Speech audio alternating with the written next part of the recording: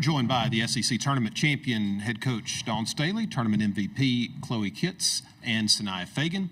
We'll begin with questions for the student athletes, then we'll take questions for Coach. Start here in the front, DC. Chloe and Sanaya, if you could both take this. The defense was really on point today, especially in that second quarter.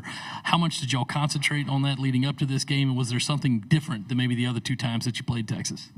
We were all locked in. We all wanted to win, so we all went out there and gave us their best shot. Yeah, we just tried to match their intensity and just go out there strong and hard. Over on the right, Cora. Sanaya, when you think about your journey at South Carolina to have these kind of performances this weekend on both sides of the ball to help you guys win a third straight championship, just what does this moment mean to you? It means a lot to me just to know that I trusted my process and Coach trusted me as well, and I went out there and did what I had to do. The back. This one's for the both of y'all. In that second quarter, the crowd really got going. I think y'all started on a 17-0 run. Obviously, Colonial Life was great, but how does this environment compare to the y'all's home gym? I mean, it's amazing. It almost feels the same. All those fans came out and supported us. We appreciate it so much. Yeah, it's like a home game away from home. Right. I didn't think they were that loud. we want this to be the SEC tournament home. We want to keep this as a... They weren't loud enough, honestly. Yeah, CLA's way louder. What? In the front, Cora. Sanaya, the way Chloe played this weekend, just what did you see from your perspective of what was working so well for her, and just what did you think of her performances this weekend? I think Chloe's a dog. I mean, inside, outside, whatever you give her, you tell her go, she gonna go, and she gonna get that bucket. So, I mean, give total props to her, MVP, well deserved. Thanks, sweetie. Welcome. All right, Corey. Sanaya, you've played a lot of basketball games with Bree Hall. I wanted to get your take on her defensive performance today. I know she was tasked some of the time with guard Madison Booker. I know you've, again, seen her kind of lock down a lot of the other team's best player. What did you think of how Bree played defensively today? I think she did great. When she has an assignment, she sits there, she studies it, and she takes her time to learn what she needs to do. She asks questions, and she goes out there and do what she needs to do.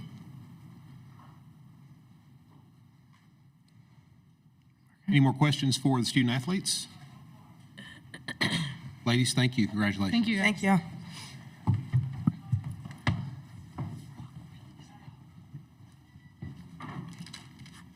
We'll take questions for Coach. Dawn, the same thing. The defense just seemed really locked in. Do you think that was the best defensive performance that y'all have had this year?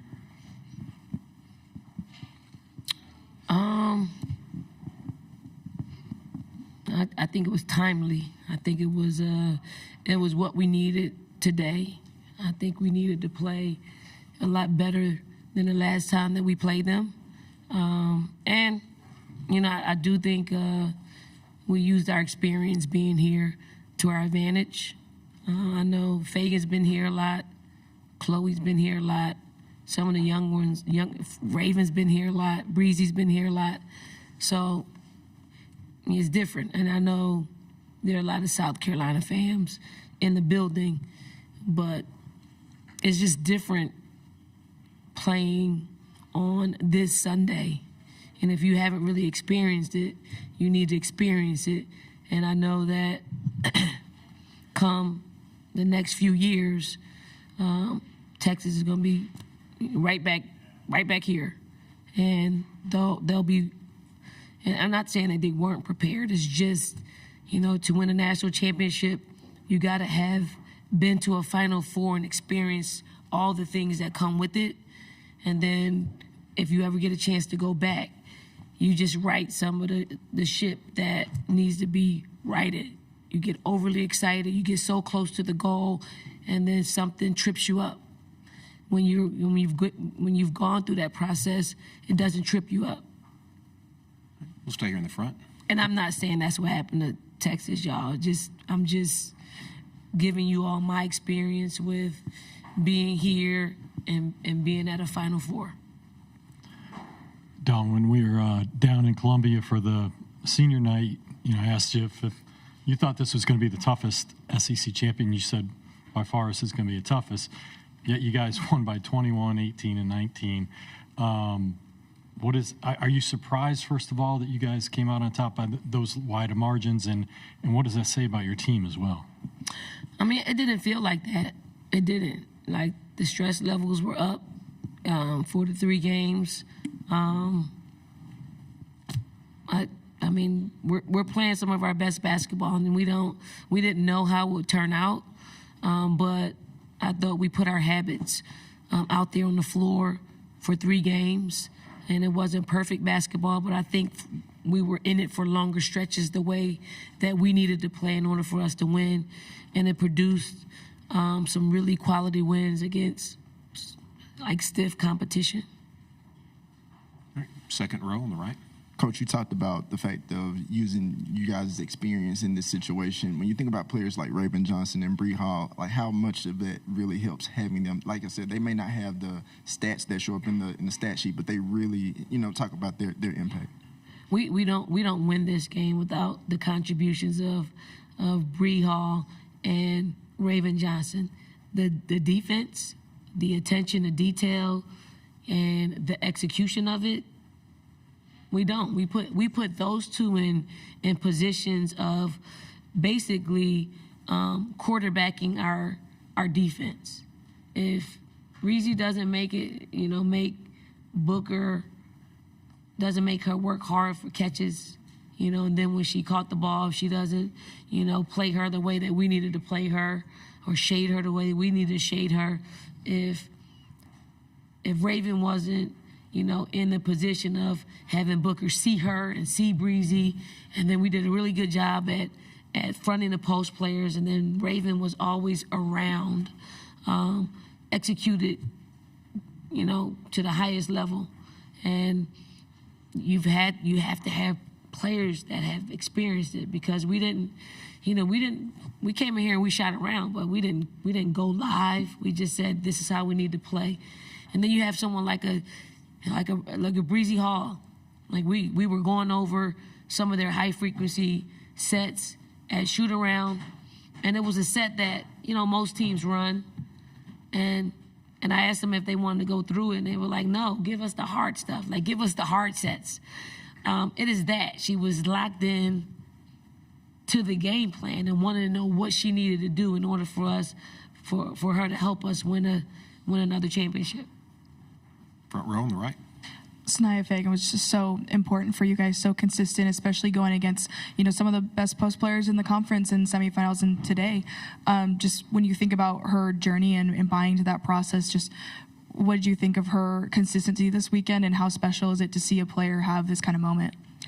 It's kind of really cool to see someone go through their process, and probably the first 3 years of her college career didn't quite look or feel or sound like what she was capable of. And I will say that I never let Fagan play less than her standard. And that meant she sat a lot. That means she played here and there. She spotted here and there. But this year, it paid off. Like, when she's locked in, she's communicative, she's skillful, she can stick to a game plan, she can defend. I mean, she's got great footwork, she's got great touch. She is very efficient around the basket. Like, that is her. Like, you're seeing all of her skill set that we saw during the recruiting process that we didn't see on a consistent basis her first 3 years. Stay in the front. Hey, Dawn, you guys were a 2 seed in the most recent bracket reveal. Do you feel like this weekend secures your status as a 1 seed, and you think you guys should have a shot at the number 1 overall seed in the entire tournament next weekend? When you win this tournament, and you play the schedule that we played, I do think we're the number 1 overall seed, no matter what it ends up being. And we, again, manufactured our schedule to put ourselves in this situation. So I just hope the committee doesn't discount, our entire resume, there isn't anybody in the country that has played the schedule that we've played, that's won this, that had a share of the regular season and then winning the tournament, having beat the number one team in the country. I think Oklahoma's 12. Are they 12? Right? I don't know. They're a top team in the country, and Vandy is a tournament team. Like, there's no one. There's no one. So I'm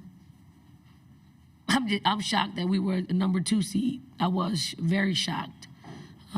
If beating us